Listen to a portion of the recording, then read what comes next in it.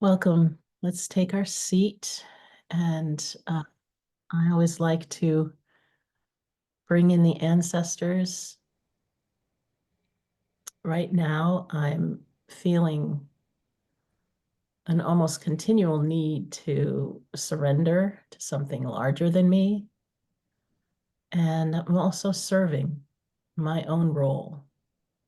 And if we give this whole meeting, this whole inquiry, this new way of looking at our callings, if we just give it over, um, there's something so powerful in that. Something in knowing that no matter where we are, how strong we feel today, or how scattered, that we are strong. We have powerful allies. And I believe in you. I believe in this calling. I believe that we're here for a purpose. I believe that if we just give a little bit of attention to it, let go of the outcomes, that something great will happen.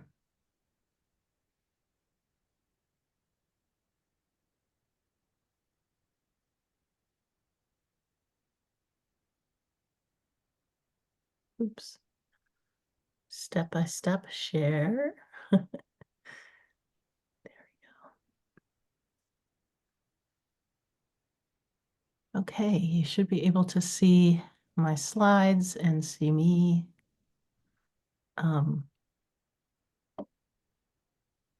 We'll have questions at the end. So what does it even mean, what's mine to do? I've said this a number of times, and then it sort of solidified when I was getting feedback from one of my dear clients, Anne.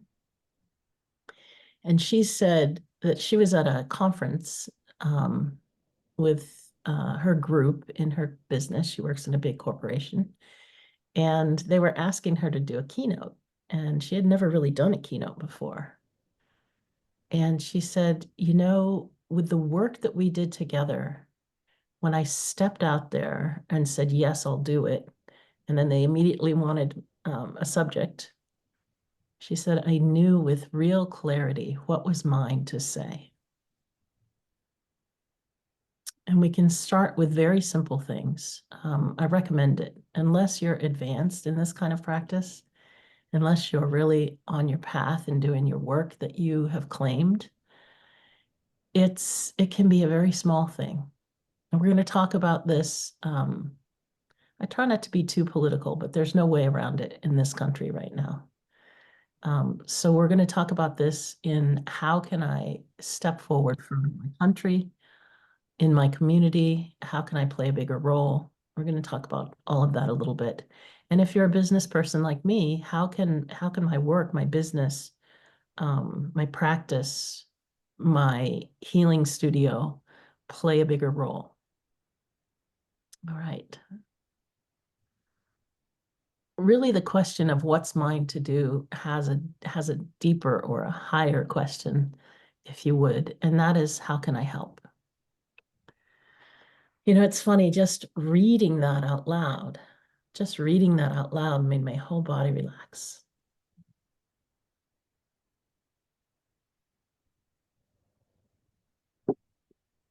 It gives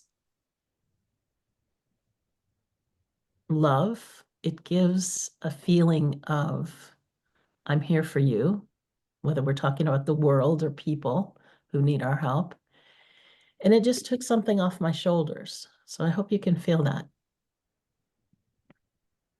I want you to remember always, we are not alone.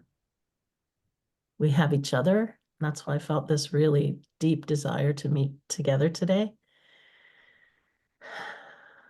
We have our ancestors. I believe we have many helpers. We have to remember to ask. Just before I came on here, I don't know, I haven't been doing too many of these lately. I've been doing a lot of one-on-one coaching, and so this is very different to step out and be public and have people jump in. And it's a new slide deck. It's not a new subject. It's just a new way of presenting it. So I was feeling, I don't know, a little, how you do before you get very public and live. So I just sat down and said, okay, giving it over, please help me. And then I felt excited and alive and different. Two other pieces of advice I would give for you right now, if you haven't thought of them already, or anytime. This is very meta work for me. So we're addressing what's happening right now. If you weren't here at the beginning, I'm addressing what's happening right now in life and in politics and in the world and for you. And we're also talking about the work that I do, which is with businesswomen and women stepping into a bigger life or a bigger role. So do your practices.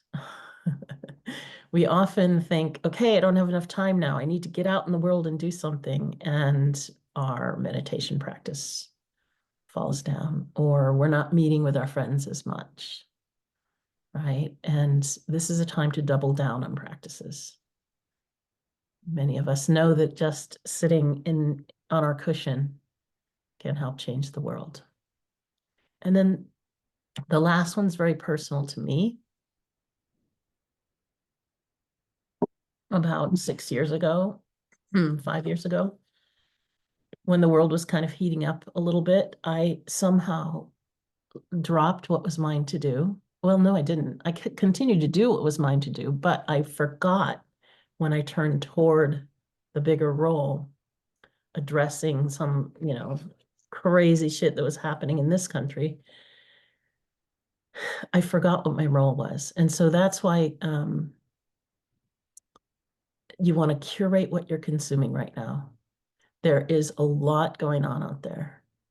And if you are only consuming what is coming at you, which nobody, even the people whose job it is, right? Reporters, politicians, pundits can't keep up with it all. So just remember that it's okay to stand where you are and be who you are and not consume everything. And you might need to do less social media as well. Okay. When you feel called, so the people who showed up for this today, the women who showed up here today, maybe they just wanted to see what I was up to and how they could go deeper. But most of us are feeling some calling. We're feeling some itch. We're feeling something needs to happen. Sometimes a calling is a pain or a frustration. Something out in the world that bugs you, something in your world that bugs you. You can, that happens in our families, in our relationships, in our businesses, in our money, all of the different areas of the world. There might be something that doesn't feel right. And we might have a vision for something that could be better. Now, I want you to stop right now and imagine the women that you know. I'm sure you've seen or heard a neighbor, a good friend say, for example, I was at the PTA meeting and this happened. And, I have this background and I know that they could do this. And usually it comes across, usually women are chattering, they're talking to each other. And you see in that woman that she's meant to do something. And there are plenty of women that are seeing the same thing in you. And so it can be really helpful to talk to other people when we're starting to feel this. And so the last thing, of course, is a feeling of this is mine to do. And we're going to talk about how to get honed in on that. The attribute to the calling can also be you feel huge resistance. You don't have what you need, depending on where you are in this path. And we'll talk about different paths here in a minute. You are not who you need to be in order to step into this calling. That's by design. You can't see where it's going. It is a journey. It is meant to grow you. It is meant to heal you as well as serve the world. There is always two those two things happening with the calling. Let me say that again. It is meant to heal you as well as serve the world. Answering a call from where you are. So let's go into some examples. The first one would be, are we in a stage of getting aligned? And I'll tell you what that means in a second. The second is using what you have, and the third is diving deeper. These are just my way of putting things in kind of a bucket and letting you feel. So please take notes as we're talking about how you feel about this to yourself. Uh-oh. There we go. Getting aligned when you don't really know what is yours. Some of you, most of you maybe read the story, have heard the story before of how I found myself on a field with a bunch of NFL players. And my business partner saw that I was getting nervous and told me, hey, you're here because you've been invited. You're here. You're the right person because you're here. Now, at that moment, I had aligned myself. The reason I got invited was because I made myself magnetic by moving into my own dharma. And this can be a long process. But if you're getting aligned right now, this is more like the story of how I went from my MBA to massage. If you're feeling misaligned and you're not really sure what is yours in any way, and we're talking about the new, what is yours to do right now, and we'll hone that as we go along. But if you're really feeling unaligned, some symptoms of this can be you hate your job. You're frustrated in your marriage and you're afraid you might have to take some steps.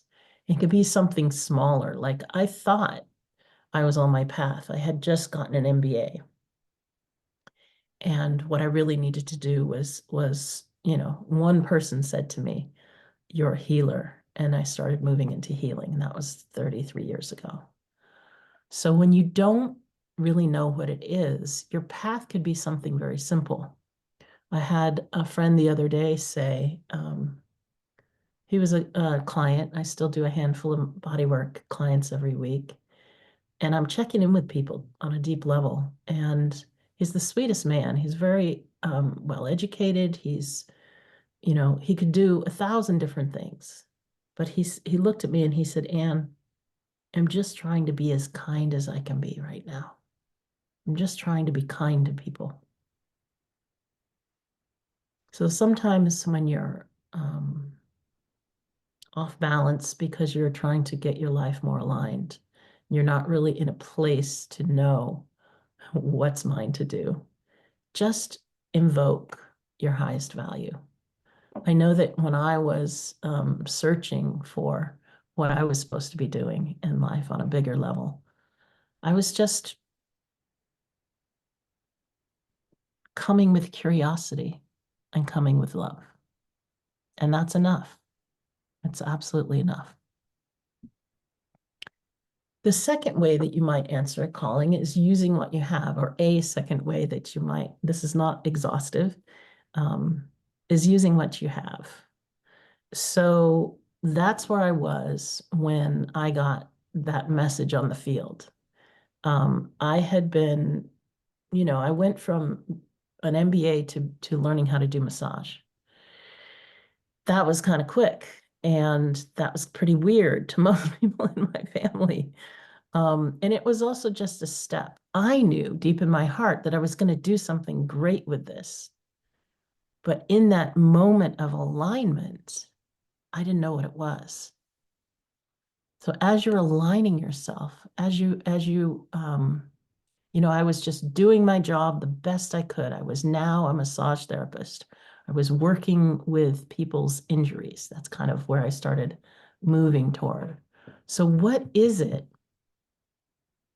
What is it that you do in the world? What do you do now? This is a very important one because once again, times are incredible. So learning something new, feeling like you have to be bigger than you are, different than you are, is we don't have the time and energy for that, many of us. So whatever it is you know how to do, double down. It's okay. And that's what I'm doing now with my own work, frankly.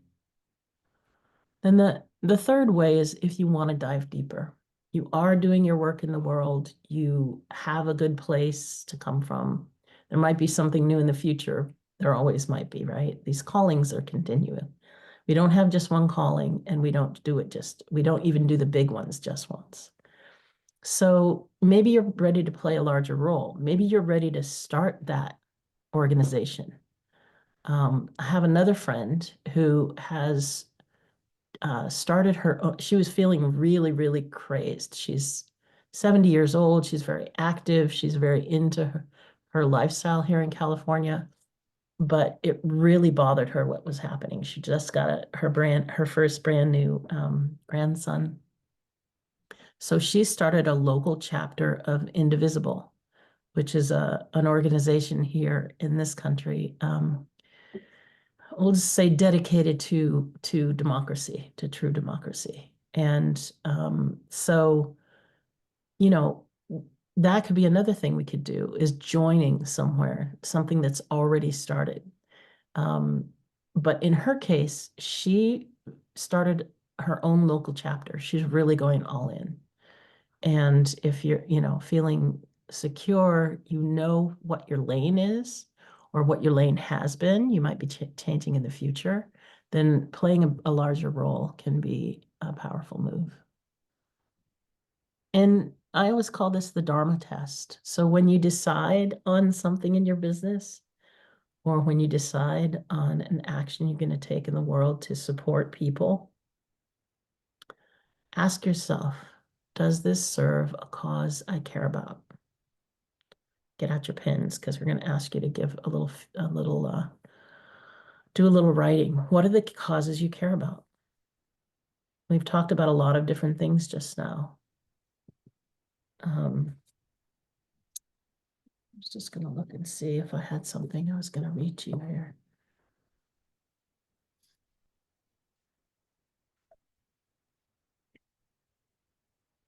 Yeah, this is a good place for this. So examples of callings, right? You might have a kind of narrow thing about this, and we're going to talk about causes here now. But it could be a community calling. We've been talking about that. I would not probably have talked about that at all if it had been a couple of years ago. But we can contribute to specific local or global situations, food safety, climate change, domestic violence. Write about what yours is. You can give time, you can give money, you can give skills. I'm the kind of person who tends to look at my skills and see where I can apply them, but be open. The universe is co-creating with you. I couldn't have in a million years figured out that I was going to work with young people who were athletic. And it was magic. It was a miracle for me. I know I've told this story before, but I was 41 years old. I was right at that place where I knew I wasn't going to be having my own children.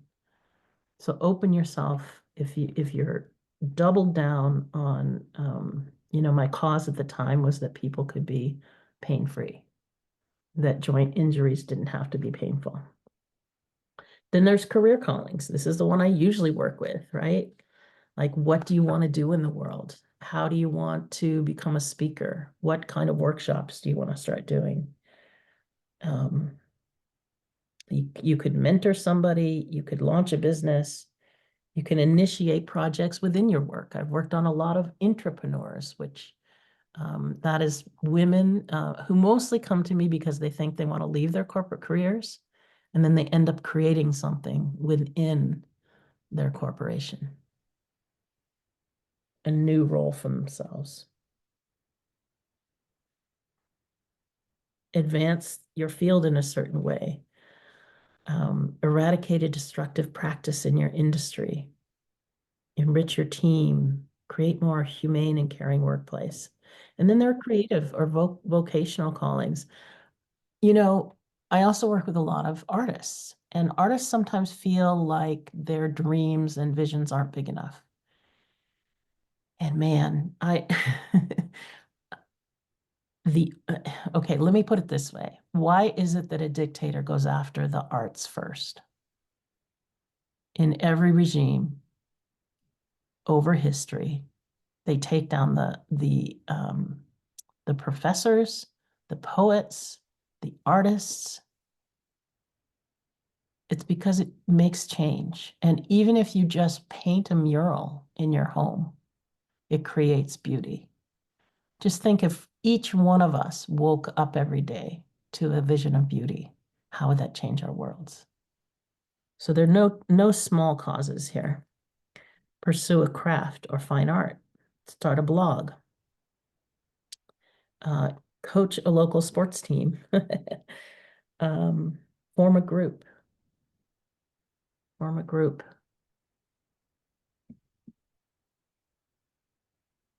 It could be big callings, long term.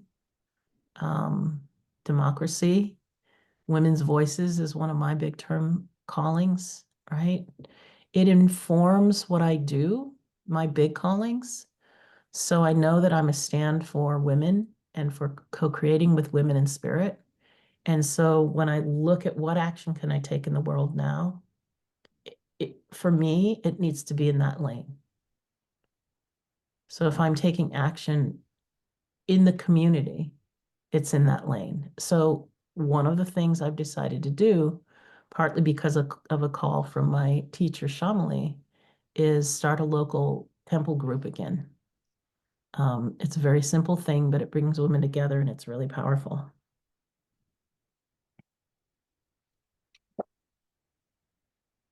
Okay. Little callings, if you want to call them that, you know, something for now, using my voice. Um, I decided to start calling my representatives.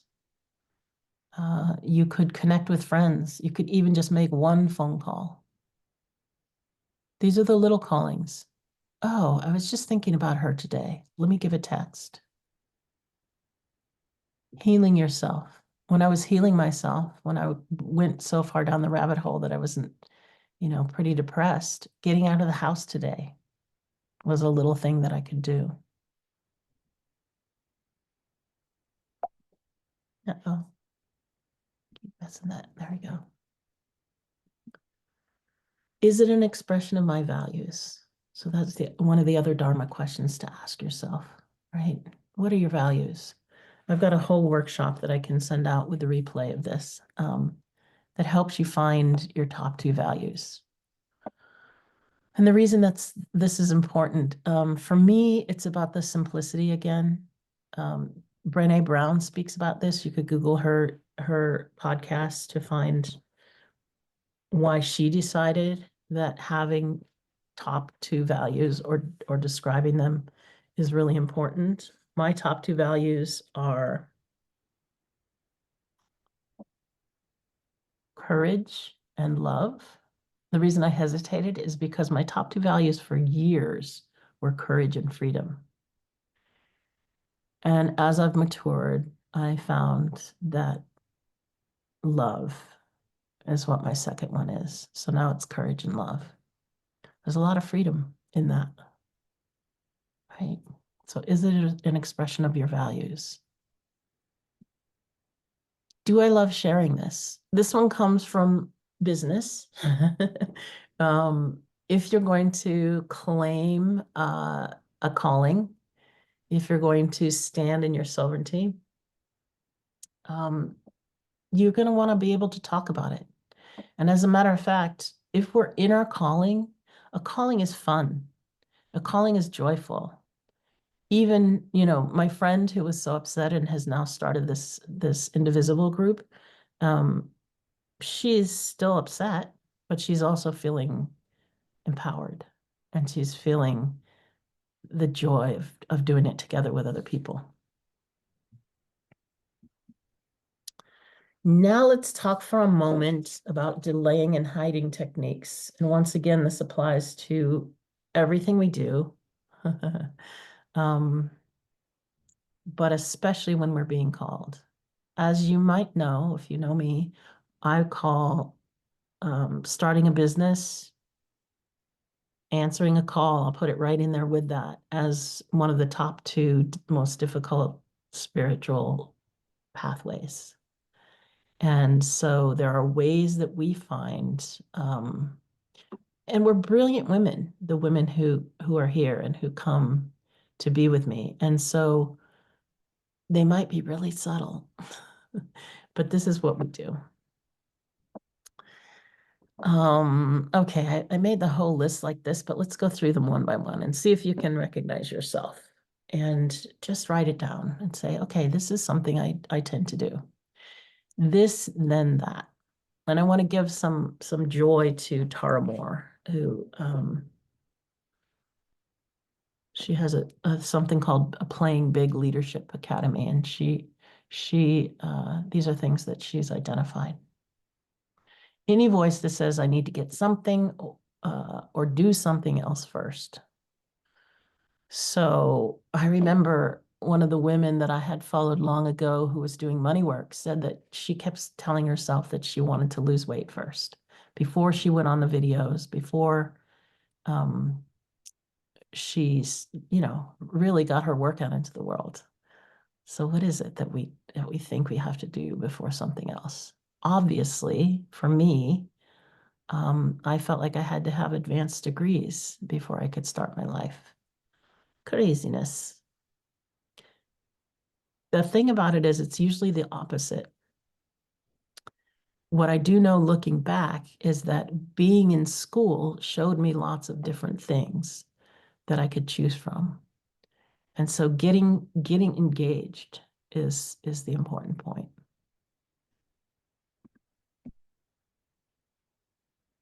Creating in your cave. Wait, did I miss one? No. Creating in your cave. In corporate America, they call this designing at the whiteboard. This is a big one. We somehow have this idea that we have to, of course, especially in America, we're very individualistic, right? That we have to get something right and then go, ta-da. And here's the problem. One of the problems with that, ladies, here's the problem. If you go ta-da and it doesn't work out, like if I got this big workshop going today and nobody showed up, you can get really disappointed.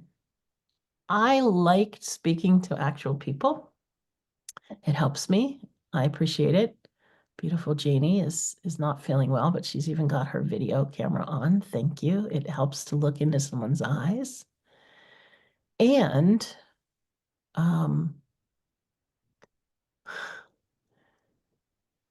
you know, we could sit, I love to sit behind a computer. I love to create websites. I love to do the technology.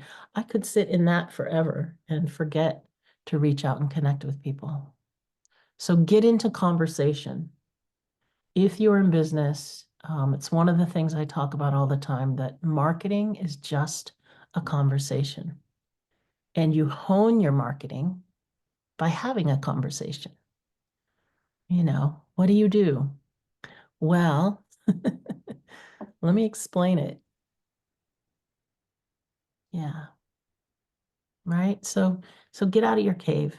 Don't design at the whiteboard. Talk to some people. You have to design in the practice. Perfectionism. We overcomplicate things and we want to keep polishing forever. The answer to that is to share a beta version. To give this talk before I think I'm ready. To do it imperfectly and see how it lands.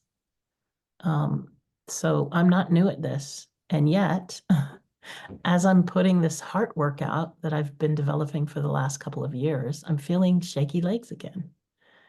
And so I last week said, you know what? I've heard so many people say, I wonder what I should be doing right now. I need to be doing something right now. So I planned this. Curating other people's voices. Oh man, oh man, oh man. There are so many voices. It's so exciting. I love listening to podcasts and I love hearing people talk about my favorite subjects. Thank you for the faces. Hello, beautifuls. Then turn it off anytime you need to, if you need to eat lunch or something. And it helps. It helps me feel like I'm on the right track. There are 2 or 3 people who are talking about the same things I'm talking about in kind of the same way out way that I'm doing it. And yet, for example, with this little workshop today, 2 or 3 days ago, no podcasts, no reading of the interesting email or joining the interesting live. Stay in your own voice. You can read, you can listen to other people's opinions, and then you want to come back to yourself and digest it. Is that what you believe, or is it because that's what she said? So it's a tough practice, and it's also just miraculous. Your Dharma is in you. Your Dharma is in you. So put boundaries around your consumption. And when you're writing, put strict boundaries around them. Stay in your own voice. We want to hear it, I promise you. Omitting your story. Here's another one that I love. When someone hires me to coach them one-on-one, it's a little secret. Might put you off, so here it goes. The first thing I have them do on our very first day, they might fill in a little worksheet, but when we're live together, is I have them tell their life story. Because that's where the juice is. That's where the Dharma has always been ever since the beginning. And it might be one of my superpowers to see the thread and to help you see the thread. So tell your story, write it down, write down all the turning points. You see how I'm using mine here today? It's not particularly remarkable. It's kind of weird. It's kind of different. That part was remarkable, but it was just my fumbling steps. You know, I didn't even start down the right path until I was 33 years old. I realized the other day that that's still more than half my life. A year from now, it'll be half my life. That makes me feel better somehow. Like, oh, I've only been doing this for, yeah, I've only been on the right path for this long. So tell your story and find your why. If you don't know what that means, we can work with that another time. Simon Sinek wrote the book, Start with Why. Some marketing people I know have said, no, start with who. Here's why you start with why. Because whys are compelling. Because whys will soothe you when you wake up in the middle of the night worried. Because whys will help you stay on that right path, right? I am standing up for women being fully expressed. That's my deepest why in this work. There are deeper ones just for me and my own little being, but my deepest why in this work is I want women to be fully expressed, because I know if you fully express yourself, you'll have money. A fully expressed person is never poor. I know that you'll be fulfilled. I know that you'll change the world. Period. That's my why. It gets my blood excited just thinking about it and talking about it. So don't omit your story. That's a way of avoiding things. Getting more education. This is my favorite. I love it. I love it. Don't include this workshop. I'm not just teaching you things. You're going to use this. You're going to make a decision. I'll talk about the action we're going to take in a minute. But yeah, I mean, learning is great. And sometimes we need more skills. And when I decided to become a massage therapist, I was already 33 years old. I took the shortest, cheapest course I could take, partly to see if I liked it. But I was doing it full time from an MBA position within 6 months. So you can make a small change. You can learn the skills you need as you go along, but don't let it keep you from taking that step. Okay, we're going to talk about creating a leap. I love how long this is taking. We have questions. We can have Q&A soon. And we can work on some of this stuff with you guys if you'd like to.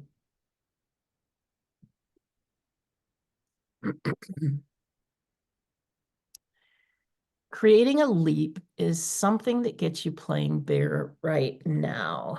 Was there something else I was going to read about this? Yeah. Here we are. Ask for help. I'm just reminding us that we're not doing it alone. And yeah, I mean, ask for actual people to help you, but also just keep asking for guidance. Just keep asking for your helpers, your guides, your runners, all the little fairies and beings that are around to help us. There's even a way of asking, please let me feel if this is my highest. People say highest good. I say Dharma. Is this my Dharma? Your Dharma feels good. It sometimes looks small because you're so used to it.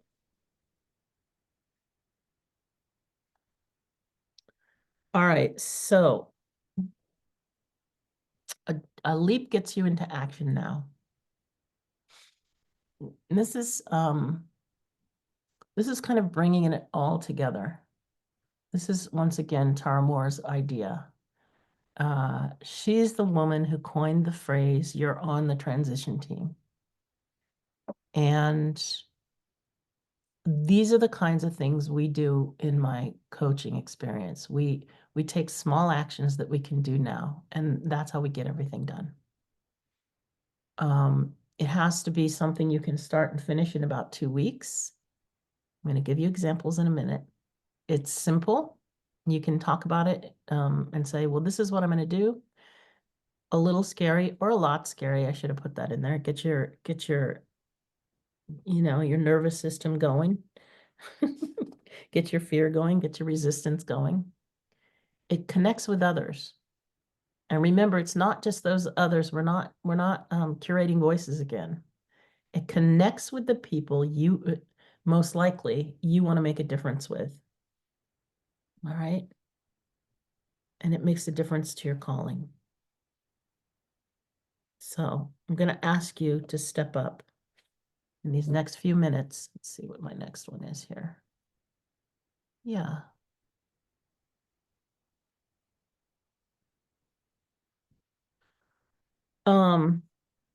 Let me say these first. So these are so great because these are things that people talk about. For example, starting a business. People talk about starting a business. When you come to work with me, we don't start your business. I mean, we do. There are things we put into action, but that takes time. What we do instead is we design a little workshop. If you're already working and you've got your process and you've got your signature system and you have clients and you basically already have a business like I did, and then I moved online, that's different. But if you're really floundering, you start a little workshop first because it brings in it'll show you where you don't have the skills. This is why we don't want to do it. It will show you when you need to do more and learn more and have another skill. It will grow you. Because if we have a calling, that person that we're moving toward is an evolved identity. It's not a role you have now. It's something evolved, right? All right. Another thing people will come and say to me is, I want to write a book. Great. Write the first chapter and publish it on a blog. I can't tell you how many authors I know that did that. But instead, it's believe me, I am the number one. I'm going to stop sharing for a second and look into your eyes. I am the number one. I love to be in the cave person. I know that I spent lifetimes meditating in a cave, probably in the Himalayas somewhere. And so we're not going to do that this time. It's okay if that's your lifetime. Oops, I really messed things up. I knew I would. Huh. That's not what I want to share. Oh gosh.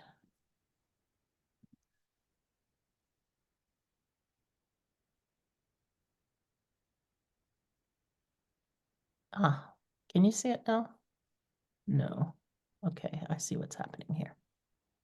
Thank you for your patience with me. Okay, don't stop presenting in the middle. Apparently, I don't know how to do that. Okay. Next, if you want to write a book, write an article, a blog post. If you want to start a business, write your mission statement. Talk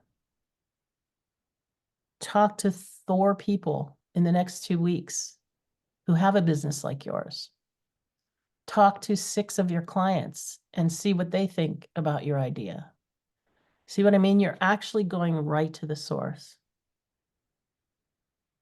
More ideas. Oops. Sign up for a march or a demonstration. I am not a pundit. I get lost if I follow the news too closely. I am subscribed to something called Good News so that I can remember that the world's still a lovely place. So I march. That's the one thing I do. And you can sign up, you can actually register for a march or demonstration. In the United States, Indivisible is a great website to go to. Join a group or start a group for whatever. You know, that's I think that's one of the things we've noticed lately is that it could be in any realm. Pay for a kid's lunch money who just got taken off having free lunches. Offer your services, whatever it is. So I go back to healing. Oftentimes, you know, I've been doing that for 33 years, but oftentimes I go back there. You could tutor, you could drive somebody. One of my friends is volunteering at a food bank. And it really is enough to be totally in kindness and love. It's enough. Make it your everyday practice. Connect with people constantly. Reach out to somebody unlike you. There's the create a group.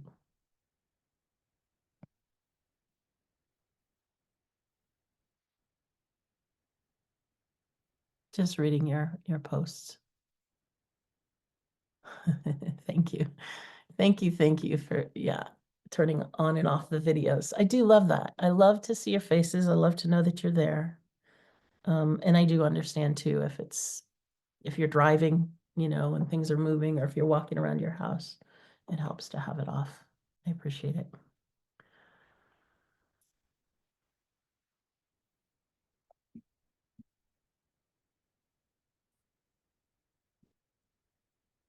Mm. Okay. We are at the beautiful 50-minute mark. I hope that gave you some ideas. I highly recommend partnering with somebody. I'm happy if you want to share this recording with them.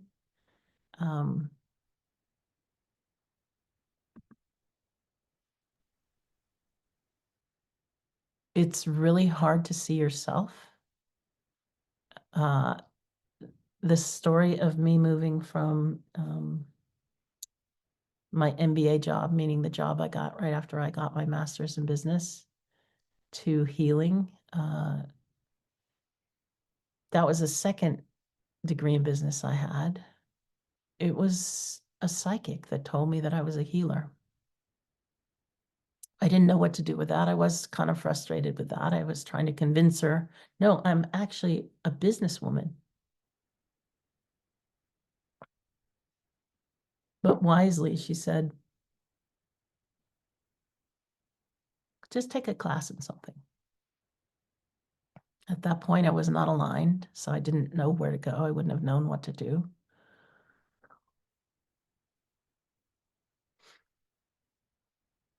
But it wasn't the psychic either.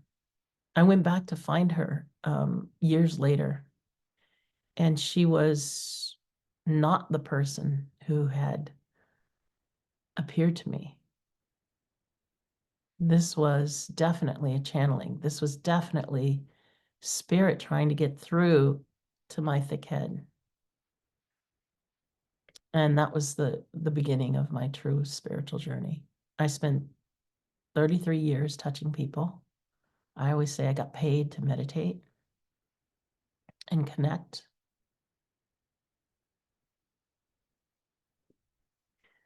So, what's next for you?